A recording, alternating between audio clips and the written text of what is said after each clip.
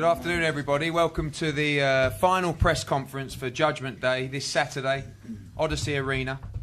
I've got a few relatively boring things just to run through very quickly with you. It's important. The doors will open at 5:30 p.m. and we've got 10 fights on the night, and boxing starts at 6 p.m. The weigh-in tomorrow was due to be at the Victoria Shopping Centre. We went there today and it's too cold. So you need some better weather or a warmer shopping centre. So we are going to be at the Europa Hotel where we had the initial press conference up at the penthouse suite. Tell your friends, tell your family. Barry McGuigan's buying everyone beers up there in that penthouse suite, so it's very nice of him. But we want to make sure that we get a good turnout down there. So 12:30 for 1 o'clock, the official weigh-in tomorrow. Delighted also to announce that this fight will be live on ESPN3. Showcased in America. Carl Frampton's last fight was also live on TV in the States on Epix TV, so great that his US fans get to watch him fight again, and obviously Steve was one of the main reasons that happened. Of course, we're live on Sky Sports from 9 p.m, showcasing the 3 live fights as well as all the undercard action. And also delighted to announce finally that Paul McCloskey's fight with Manuel Perez will be for the WBA Intercontinental title, which we're delighted with, and gives them both a chance to creep further up that WBA rankings. Just to say hello to everybody at the table at the end there, Carl Frampton's trainer, Shane McGuigan. To his left, Paul McCloskey, Barry McGuigan, and the Commonwealth and IBF Intercontinental Super Bantamweight title champion, Carl Frampton. To my left, former 2-time champion of the world, Steve Molitor, Steve's manager and our friend Alan Tremblay, and to his left, Paul McCloskey's opponent, Manuel Perez. As you know, the other fight, third fight, Martin Lindsay will fight Lee Selby for the British and Commonwealth title, and Lee Selby arrives later today, and Martin Lindsay, I believe, is currently at the birth of his child, so good luck to him, but he'll be ready to fight. Just a few words. You know, this is, for me, a great bill. I don't want to blow our own trumpet too much, but I feel that each of these 3 big fights could quite easily be a main event on their own. So to bring them to one bill on one night is something we're very proud of. We're delighted again for the support of the people of Belfast. Tickets have gone very, very well. We're going to have a great atmosphere in there again on Saturday night. And again, you know, we try and push the boundaries for boxing. We try and make it as entertaining. We try and give people as much value for money as possible. And really, with 10 fights and 3 great fights here on the top of the bill, and of course with Eamon O'Kane, D. Walsh, Paddy making his debut, and also our young fighters, Cal Yafai, Scott Cardle, Martin Ward. There's some great fights on the bill. So again, thanks for your support. Firstly, we're going to look at the Paul McCloskey fight, and to say a few words, over to Manuel Perez. I'd like to thank you guys for having me out here for this opportunity. Appreciate it, and I promise to give a good showing come Saturday. Manuel, I'll do things a little bit differently. I like to do a little questions and answers, so just ignore me if you think I'm a little bit of a strange promoter. But I'm a strange promoter. I spend a lot of money on undercards. You don't see any other promoters doing that. Underwear as well. Exactly, underwear as well, yeah. But Manuel, you know, coming over here, what do you expect from the fight? What do you expect from the night, and where do you expect this fight to take you? I expect to be a fantastic fight. Studied Paul McCloskey. He's a fantastic fighter. Give him a lot of credit. And I look for fireworks from round 1 to the end of the fight. I'm excited to be here, and it's going to be a great opportunity for both of us.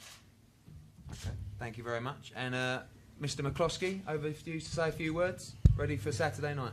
Definitely, Eddie. I've had a really good training camp. I'm feeling very sharp and very energised and ready for action. I've seen Manuel. I've studied him. He's a tough customer. He's lost a few fights, but he's currently NEBF champion as far as I know, and he's come off a couple of very good losses, a couple of very good victories. He beat Jose Miguel Cotto's brother in his last fight, so he's a tough cookie. I'm expecting a tough fight, but I'm expecting it to win and win well, so I'm looking forward to it now, definitely. Thanks, Paul, and obviously thanks to Francie as well, because I know it was quite well documented, you know, of my opinion that I wanted to give Paul McCloskey a little bit more of a walkover on Saturday night, and it's not something that he wanted or Francie wanted. They wanted a big fight, and they wanted to be straight back into world title contention. So they've got it, and they've got the chance to move straight back in line for a world title. And I know Manuel will be trying to achieve the same thing. And before we pass to Barry, I just want to pass down to Shane McGuigan just to talk a few words about training camp. I know you guys have worked very hard. Talk to us, Shane, about the camp and also about the changes in opponent and how that's affected the camp and the strategy. Well, we had a change of opponent 5 weeks out, but it's given us enough time to change styles and condition his legs for going on the retreat with Kiko Martinez. But now he's going to have to go get this guy, so he's more than prepared for any kind of style. He's done 8-week training camp and his weight's bang on. It's been on the weight for the last week now, so he's raring to go. And how do you see this fight from a trainer's perspective in terms of the differences between this and the Martinez fight, without going into too much detail, but a much different challenge? It's a harder challenge. He's a 2-time world champion. He's come over here before and dismantled a few people, but he's not going to win this time, unfortunately. I respect him as a fighter, and so is Carl, and we've studied his style a lot, but we're very confident that he's going to win this fight. Okay, thank you, Shane. And Barry, I know that when we had the news about Kiko Martinez, I dreaded making that phone call to you. Yeah. Yeah. We hoped it wouldn't happen, but it did. It didn't take long for you to accept the new challenge. Without doubt, we suspected it would happen, but this is a much more difficult fight. This guy has got, let's be honest about it. When guys go to the top, then you can talk about them and wax lyrical about them. Kiko has never actually won the world title. This guy's done it twice, defended it 5 times. He's a top-class fighter. Nice guy, great respect for him. And this is a fabulous opportunity for Carl Frampton, and we're not going to let it go by. Thank you. And Carl, you might be sick of talking. There's been a lot of hype around this fight, a lot of media interest. Yeah, Ready? well, I'm more than ready, but I totally agree with the lads that this is a tougher fight. I respect Steve as a fighter. He's been there, he's done it. He's been, where I want to be, and that's to the top. But this is my time now. He's had his time. His time's passed. It's my time to shine, and I'm ready.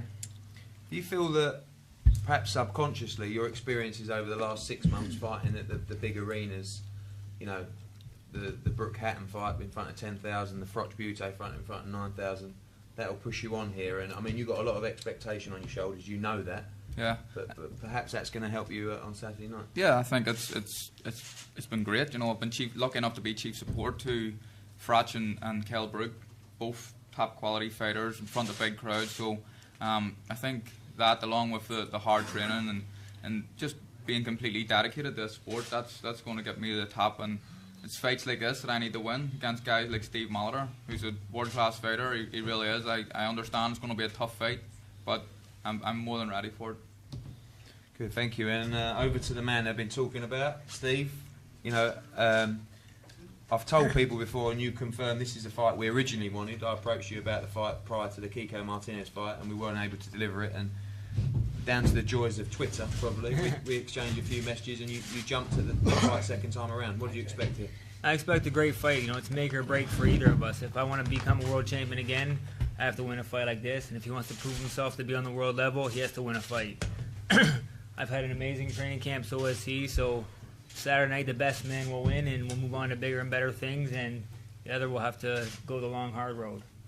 What Steve Molitor can we expect here? I mean, you're always going to have questions at this stage in your career about, are you as good as you were? Are you as hungry as you were? I'm hungry now more than ever. I have three small children at home who I had to leave for training camp for this fight. I've had the doubters in the last couple of fights say, I'm not the same fighter I have been. I've had 9 months off, almost 10 months off since my last fight. I've had a good break where I got to relax and enjoy my life a little bit and then go back into hard training. So you're going to see a fresh, brand new Steve Hungry Molitor. And without, again, giving too much away, what kind of fight can we expect from you? How do you see the fight panning out? Me being victorious, but this is a young, hungry kid who has nothing to lose. He's fighting. He's stepping up to the plate, which I give him and his team credit for. He stepped up to the plate where a lot of these guys pad their records and fight bumps so they get to 24, 25-0. This young kid, you got to give credit to, he stepped up to the plate against a 2-time world champion. So I'm going to have my hands full. He's hungry. He wants to be in my shoes, and he wants to take my place. So I got to have my A game on, and we'll see a boxing lesson on Saturday night, hopefully.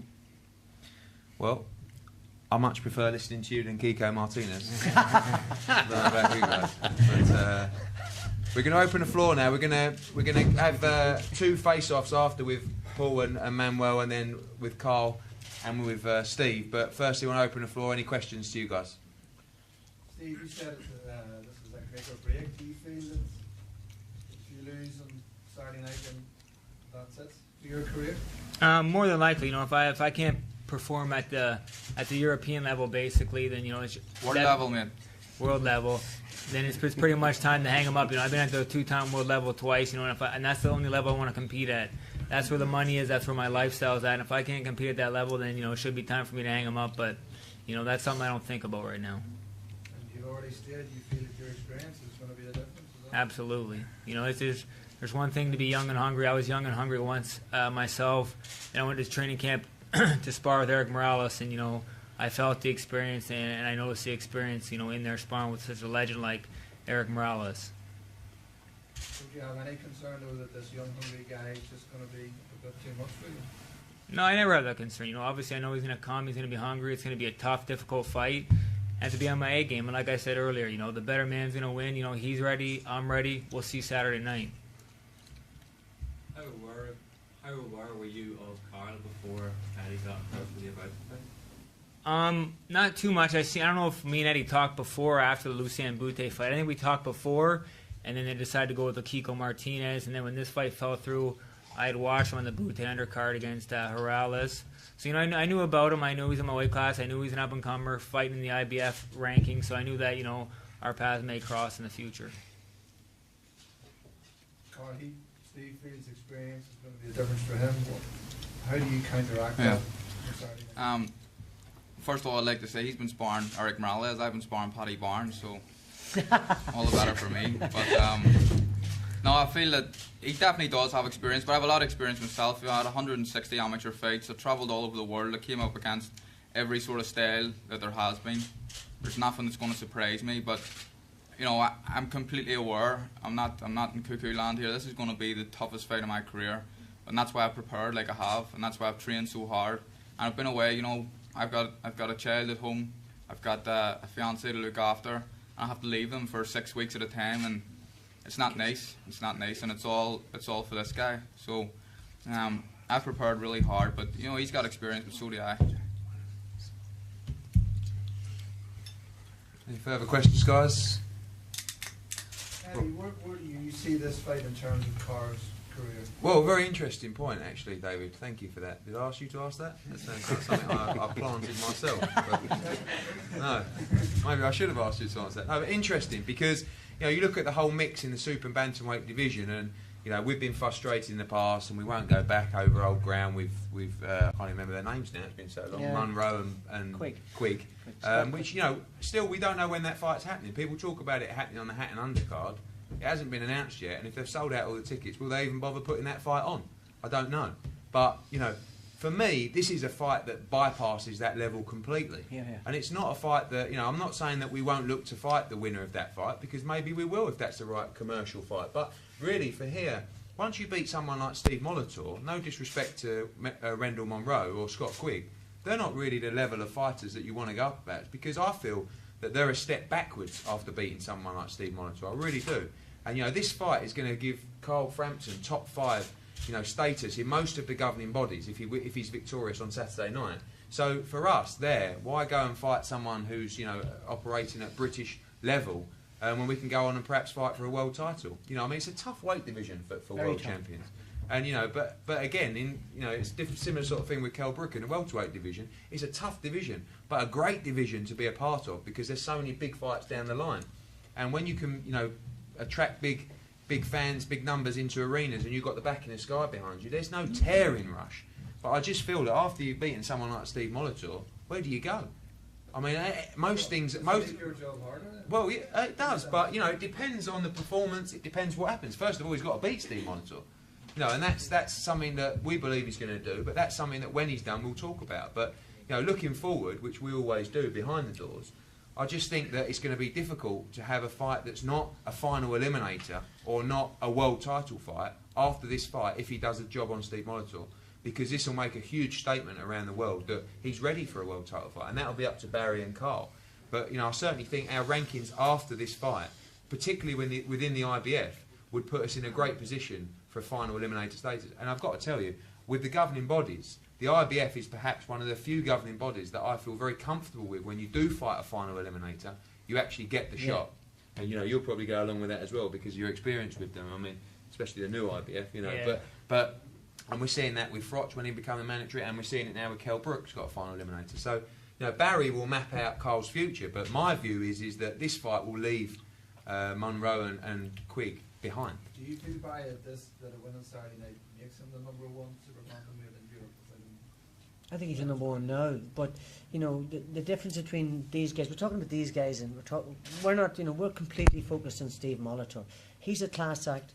He's an incredible fighter. He's won the world title 2 times. These guys haven't come close. We've seen what's happened before, so we shouldn't be talking about them. We're focused 100% on Steve Molitor because we need to be. He's in a different league to these guys, and if we win on Saturday night, which I'm convinced we will, and then we will have a look at things. But realistically, I agree with Eddie, and him and I are like-minded. We've gone beyond that. It would be difficult to step back, but we're not saying that those two fights are not, either of those guys would not be potential opponents. Either the winner of Scott Quigg and Monroe or Kiko Martinez.